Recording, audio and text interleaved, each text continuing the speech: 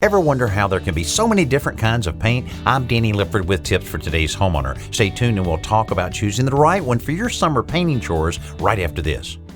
Black and green stuff growing on your roof or siding? Pick up Wet and Forget's new rapid application hose end. Now Wet and Forget No Scrub Outdoor Cleaner is even easier with a brand new nozzle that attaches to your garden hose and sprays up to 30 feet. Wet and Forget hose end quickly and easily treats surfaces you normally couldn't reach without climbing up the ladder. Each bottle cleans up to a whopping 2,000 square feet. Visit wetandforget.com to find a retailer near you.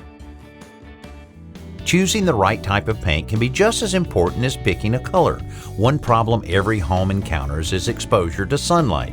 UV rays will cause paint to fade, chalk, and lose its original tint. Latex paints tend to resist these effects better than oil-based paint. Another enemy of exterior wood is water and moisture. Wood exposed to wet conditions will expand and contract, causing some paints to crack and flake. A breathable latex paint allows moisture to vaporize and escape before it can damage the wood fibers.